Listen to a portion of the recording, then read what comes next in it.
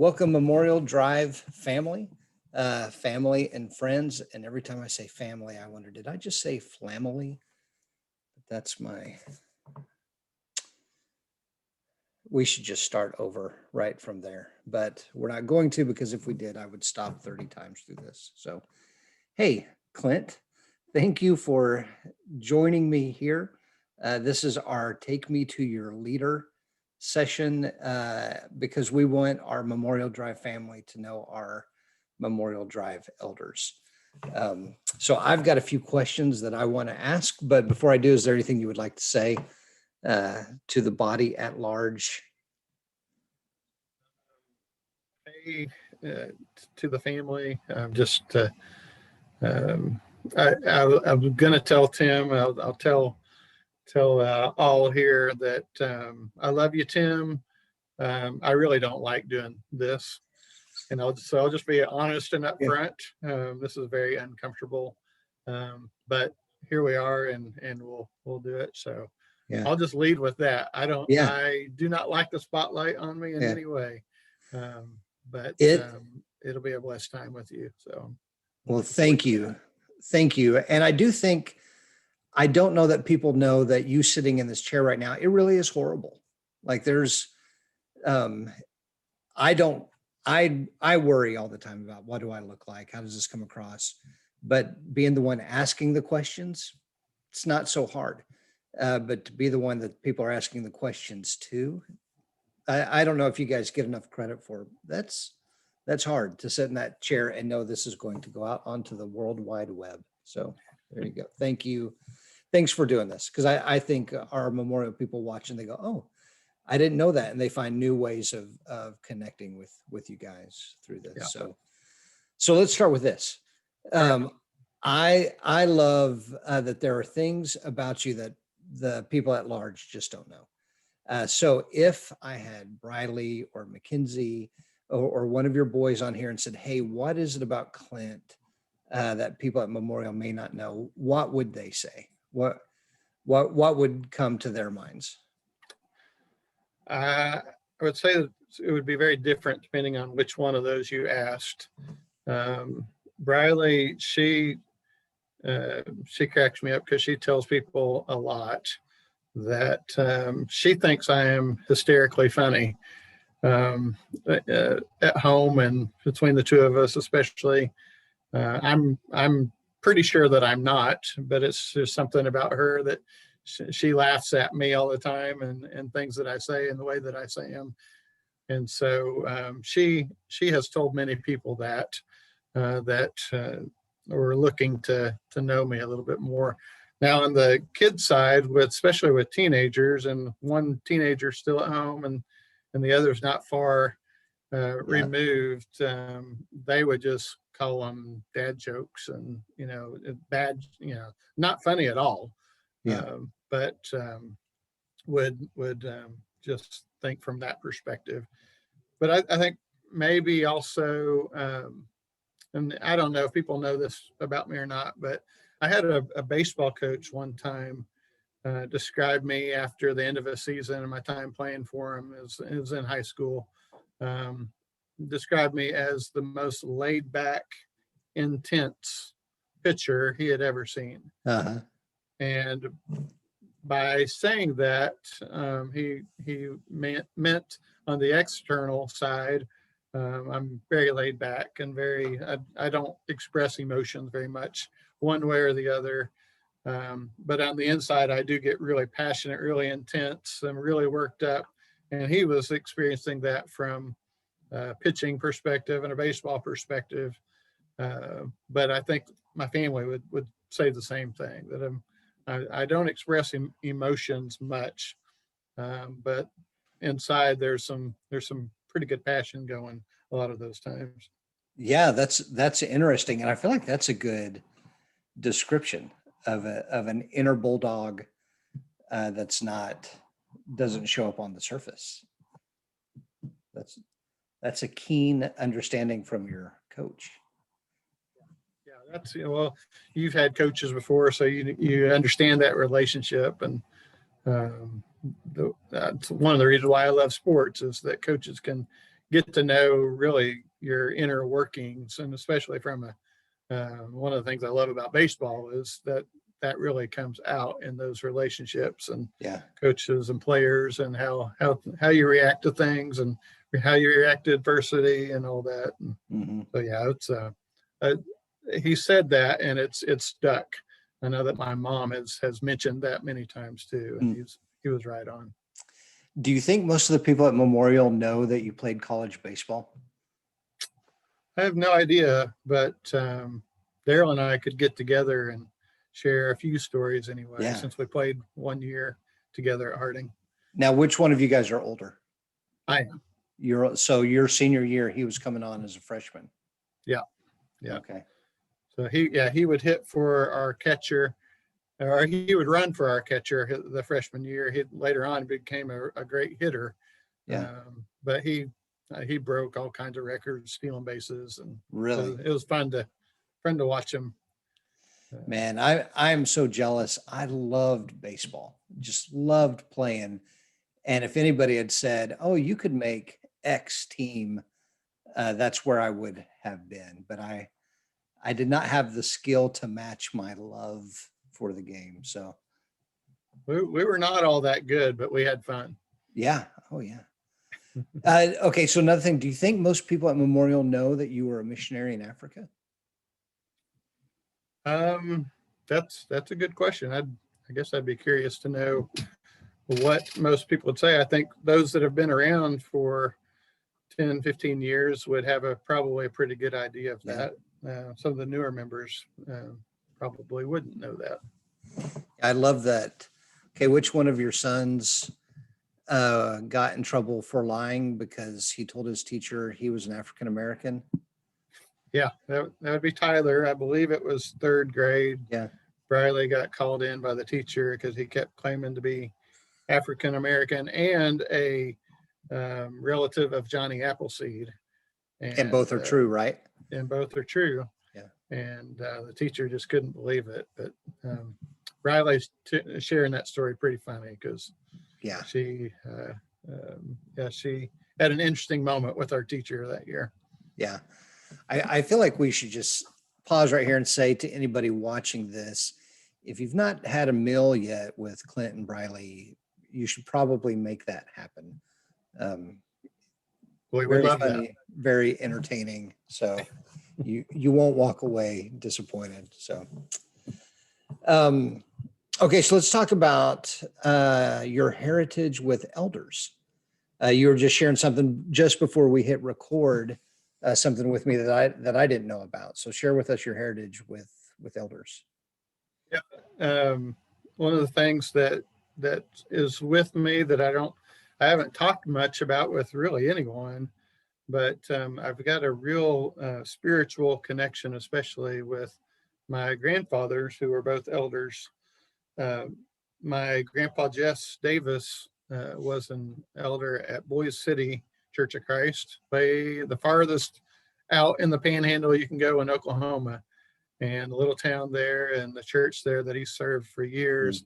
I didn't get the privilege of knowing him in this life, but growing up, every Memorial Day, going to graveside, hearing family stories, I really connected with them. Not just that part, but he was a baseball player out in the panhandle. Oh, yeah. As well. And he was just described as being a quiet, hard worker, loved his family, and just the way that everybody spoke of him had a real impact on me in those moments that I was able to hear about him. And so I've had an opportunity to see a few letters that were written by him as an elder at the church, and it's been pretty meaningful to see. And then my other grandfather, my Papa Owen, out in Federal Way, Washington, the Church of Christ there. I was born in Tacoma and lived first few years in Federal Way, and that area is right in between Seattle and Tacoma. And my Papa was not only a great camper, motorcycle rider. We had a lot of fun doing things growing up. A lot of summers I would go out there and spend with them.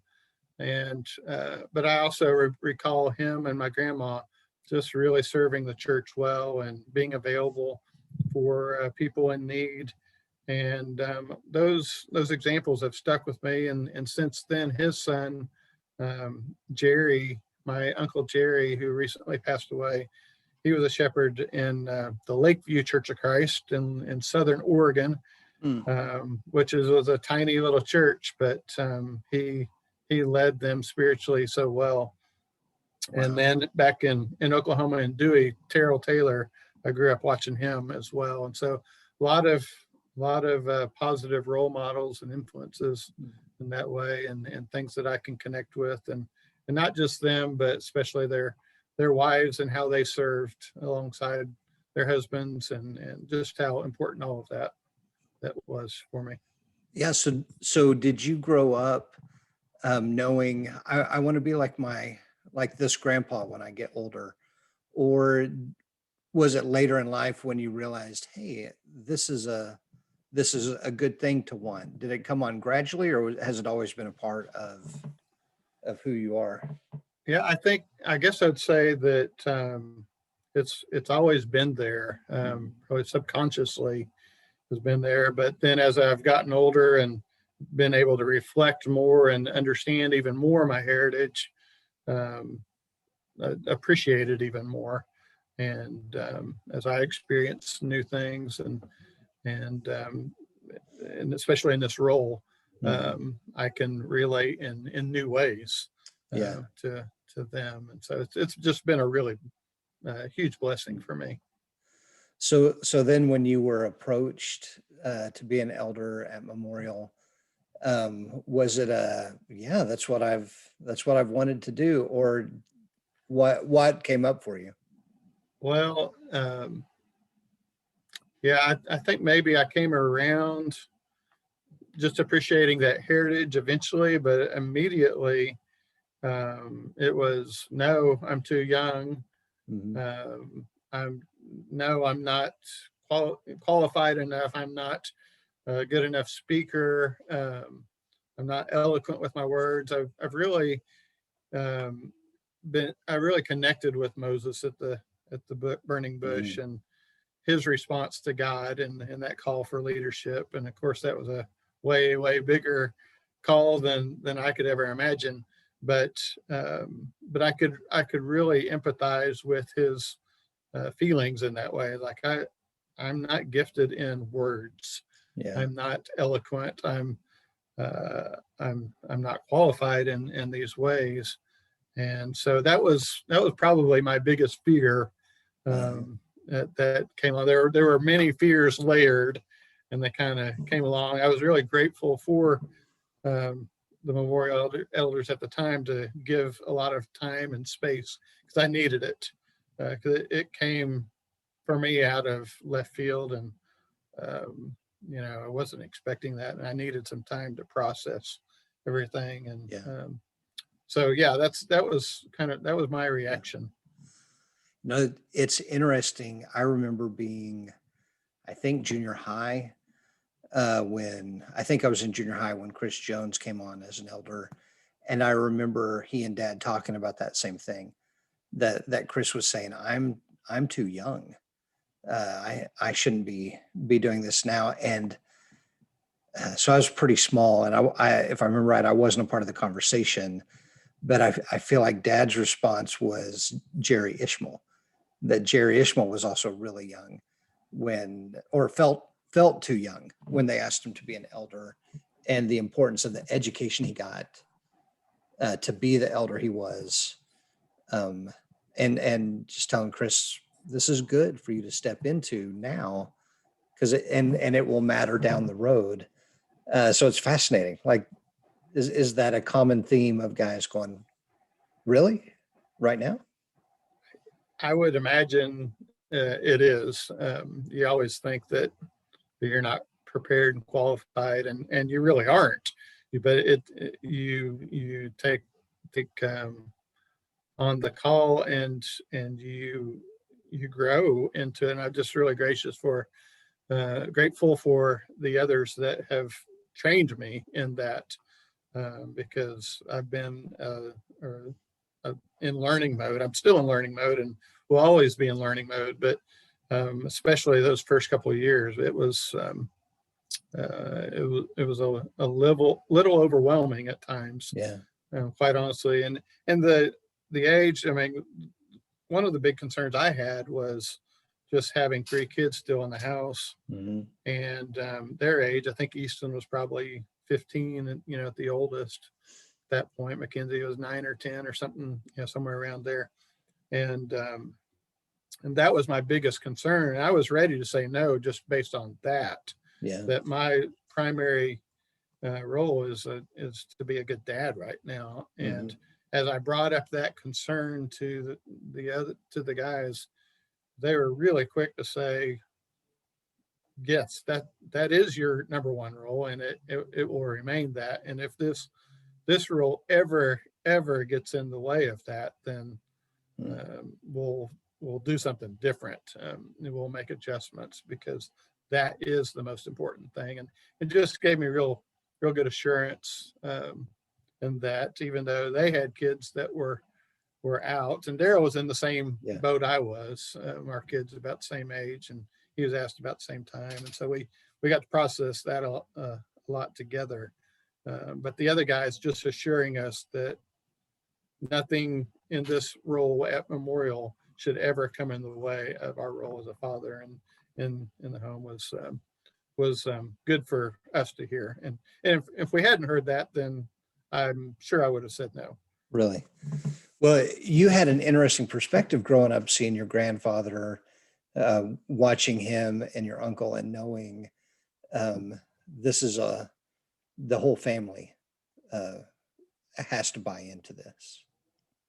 Yeah. And a lot of that, of course, processing, if I didn't have the support and the faith of Briley right there by my side, and her saying, yes, this is something that God will help us as a family do, then I wouldn't have agreed it as well. But she was right there helping me and supporting. Yeah. And she, in reality, she brought into a lot of things where her spiritual giftedness is extremely valued and utilized. So it's not just a me thing; it's an us thing. Yeah. Much of the time. Yeah, it's a fascinating thing to see the giftedness of our spouses, and you don't get one without the other. Like they go well together. You and Briley make a great team. I love serving alongside her. That's for sure. Yeah. I'm just thinking about her background as a teacher, her education as a teacher, and she doesn't go that route unless she's gifted and feels a calling there. So it seems like, and she also just has a very fun spirit, and it just goes really well with your bulldog on the inside, calmness on the outside. Yeah, y'all make a really good ministry team, I think. So as an elder, where do you feel like is your sweet spot? Like, what is your, I could do this all day? Well, one thing that I've really enjoyed doing, and something that I've gotten into from a career perspective as well, and living in Uganda and working in Uganda, is just the whole idea of marrying our spiritual lives with our everyday lives. And I've loved that component of our worship is every day. I love worship. One of the greatest joys that I have is worshiping with our Memorial Church family. Yeah. It's just such a blessing and encouraging. It gives me just great joy to do that. But I love worshiping with our teens as well, as they worship, and I love worshiping at concerts and in various settings. And I've loved that idea of being able to help promote. And this really came out in our time in Uganda, that as a missionary there, we were starting a community center, and we realized that it was tough to be a missionary and only have access to folks on Sunday mornings, and to miss out the rest of the week. And so we were able to do things like the coffee shop and other things where we were in relationship every day of the week. And so that's been a big thing that I feel like has been good here at Memorial too. A lot of that is just learning organizational skills. One of the things that I really enjoy doing is our January times when we go to Subiaco, and we're intentionally taking that time to be prayerful, asking for the Spirit's lead, but also saying, here's where we want to be, and allowing that Spirit to work through our conversation as a team, not just individuals with 10 different visions, ideas, but we come out of that with a collective Spirit-led vision. And I've enjoyed being a part of making sure that happens. And when we review it on once a month is when we typically do that. I've enjoyed that aspect of it. Just organizational leadership unity, all being on the same page is a hard thing. Communication is hard. And so we're always fighting those battles, and Satan's always trying to come in and derail us. So those times have been really valuable, and I've loved being able to do that part of this role. Man, I see that being a giftedness that you have. There are so many moving parts, and you do a great job of helping us see that all of these moving parts go together and staying on the same page. That really makes sense. Yeah, and I'm grateful for those that have mentored me in those things. Chad, and everyone on the leadership team knows Chad, and he's the one that really taught me and led me in a lot of ways as it comes to doing the same thing for Kibo Group, and he's led me here at our office, our company at Air Hygiene, in those ways. So it's they're tools that God can use to really help us as a team out, and I've just been really grateful for the opportunity to learn in those areas. So think pre-fire, pre-COVID, pre-fire, coming on as an elder, was there anything that surprised you?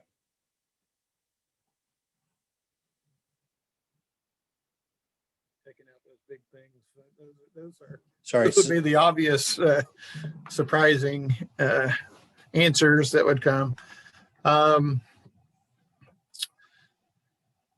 I don't know that there's really any big surprises. There's challenges for sure.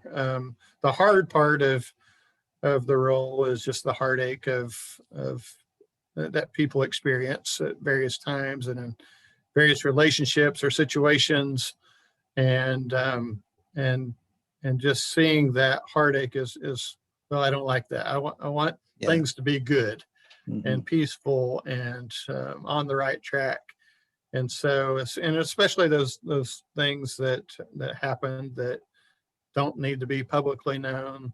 It's hard to see that heartache and not be able to fix it. I mean, the human reaction, you want to fix it.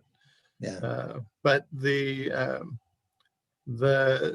shepherding action is to be there and to pray and to support in those ways. And so that's been that's the hard part. It's the real blessing too, because you realize you can't fix so many of the things that we see and face, but we can be prayerful, and we've got a God that's good, and as your dad has led us well in teaching us that everything is a yes in Christ, and So from that perspective, there's blessing from it too.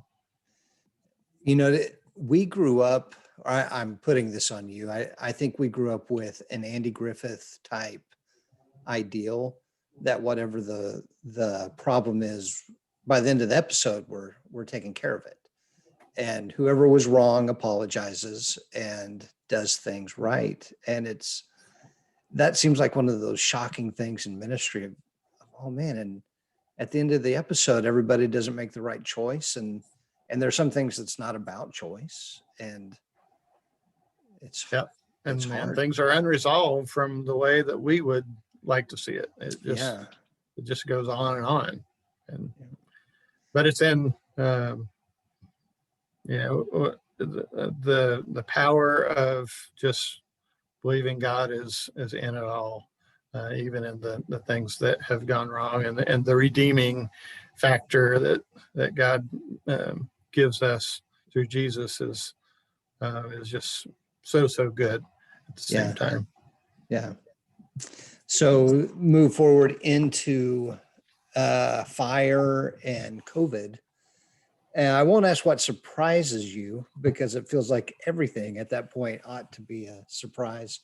But what has it taught you? What have you learned from this last phase? Well, it's been confirmed, I would say, that the Memorial family is a faithful family, that it doesn't, we don't put our trust and faith in a property, that's for sure. Right. But you never really know how things go, and until something big like that happens. Yeah. But it's been just a real blessing to see, not surprising to me, but a real blessing to be confirmed that who we are as a church family, that's who we are, and we're in I would say overall really good shape from that perspective. The things that have happened between the fire and COVID, it's created a lot of, obviously, adjustment and change, which means there's a lot of hows that you have to work on. Mm-hmm. And so the time factor has increased significantly last couple of years due to all of that. The email chains can be extremely long, and just all the things that you have to work through.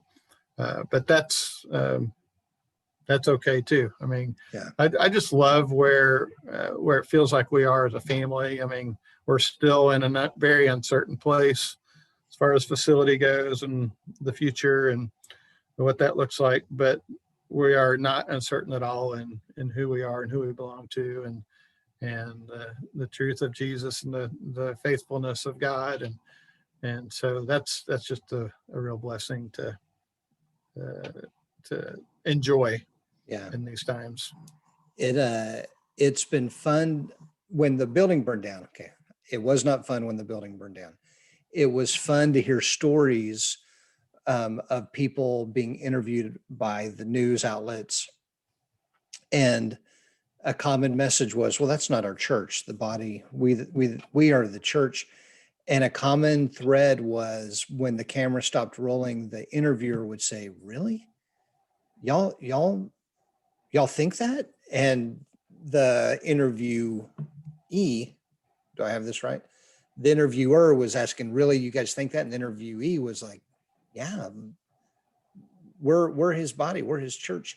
And it was cool to hear the consistency of that message being said, and the consistency of the shock from somebody outside. They didn't know that a body of people would view it that way. And and here we sit 2 years later, and some people more than others at times get anxious and will say, why don't we have a building, or why haven't we bought Eastside, or why haven't we started building? And after a 5-minute conversation, it seems like generally they come back around to, yeah, God's got this, God's taking care of it, and he's not given us an answer yet. That's the thing we can feel clear about. Well, and you think about the work that we've done when we've spent our times at Subiaco, and before that, we met a time or two at 747. But those of us on the leadership team know how painful it was to come up with our mission statement. Yeah. It took us a long time and back and forth and get the wording right and all of that. But you look back on that, you look back on the teachings of Terry for 40 years. And it all just prepared us for this time. Yeah. And that's exciting to see, because when you're working on things and you don't always, you're thinking about plans in the future, you don't always see the fruit of it immediately, but as you look back, you see a lot of fruit, and just how good God has been with us. And I'm getting my internet connection is unstable, so hopefully you're still hearing me. But, yeah. So far so good. Okay, so far, good. So good. Yeah. But yeah, it's the other thing I think about the fire and the pandemic and how Memorial has reacted to it. It's been an opportunity to be that shining light and to reflect Jesus to our community and to others around us. That shock that you talked about of the interviewers, that's what a great opportunity we have. And we know that when you go through fire, literally, you're refined and you come out stronger so many times, and our ministry can be so much more powerful going forward because of all this. And that's the exciting part of all that. Yeah. I don't remember what month, but a good ways into COVID, we had that mini retreat to come back together with Chad and say, okay, what is our mission? What were our goals for this year?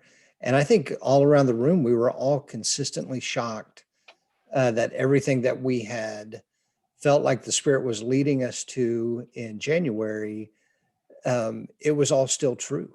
Like, I think we went into that room thinking, okay, how do we need to rework our goals for this year? And we walked away going, wow, we must have been led by the Spirit.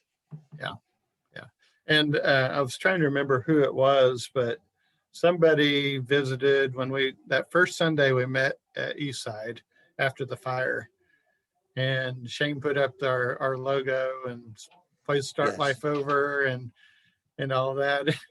And I don't remember who it was that visited, but they were shocked that we would be so quick with a response, a logo, a way to talk about the future. No, that's been just the journey, and he's been going ahead of us in all of these things. It's it's just so fun gives me great joy to think about the Spirit's leading, God's leading us in those ways. Yeah, man, I know your job is hard. But having this conversation, I'm reminded there's a lot of joy in it.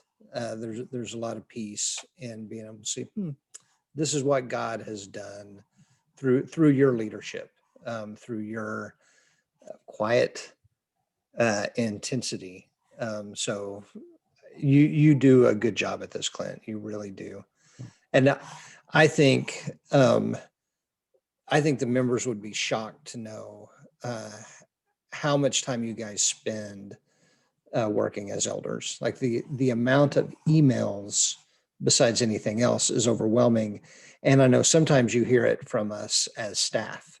Hey, why didn't you respond quicker about this? Why I needed to hear back from you. And it's like we have momentary lapse in remembering the volume of work that you guys are doing. So I just want you to hear me say, we really value the leadership that you bring, you and all the elders and your spouses.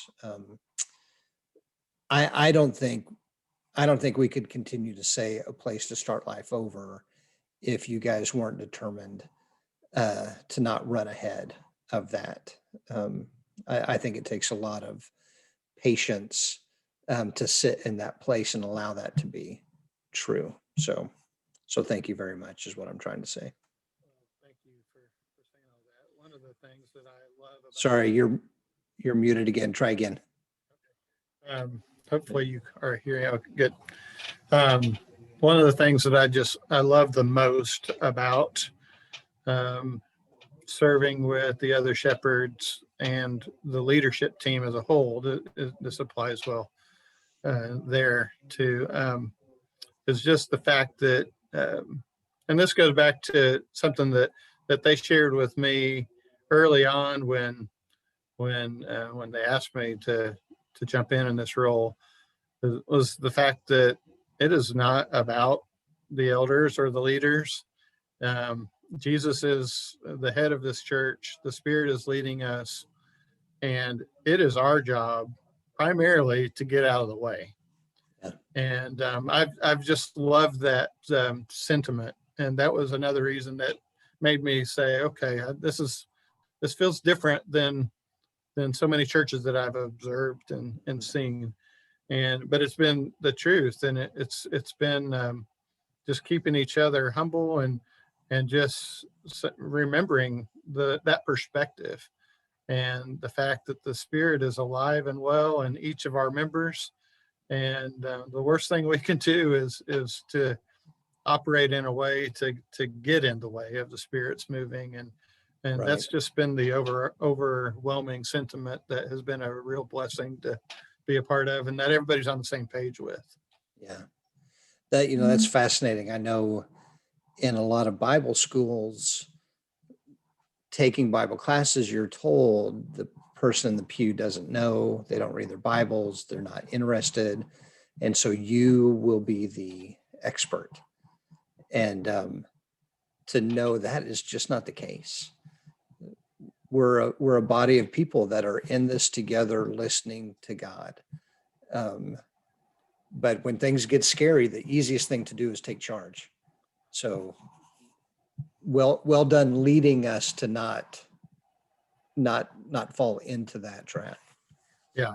And the other thing that I just see continually with our church family is just how many shepherding qualities so many of our men and women have. Yeah. That, I mean, I'm constantly being shepherded. I mean, we're at a stage in our lives with Riley and I that, we're getting ready to be empty nesters here in a year or so. And so I've got my eyes open and I'm asking questions of those that have gone that road before, to learn from them and to be shepherded by them through this stage of life.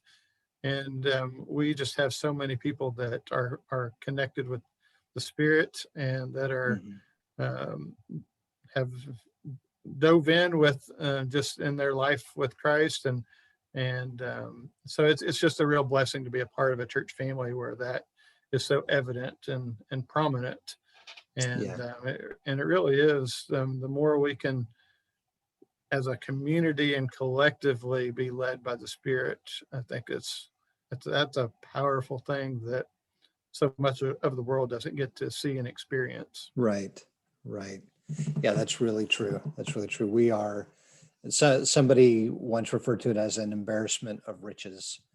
And it's a fun place to be a part of. Yeah. Well, Clint, thank you very much for doing this. And again, I know it is not comfortable to be in your chair right there. So thank you for doing this with grace and honesty and sharing with the people. It makes me happy to think of them listening to this and go, oh, I didn't know that about Clint, or I didn't see it from that perspective. Because I feel encouraged from this conversation. So thank you very much. Thank you. Thanks for your leadership and doing this, even though we may not like it that much. Right. Well, we will sign off here then, and we'll see you soon. Yeah. See you, everybody.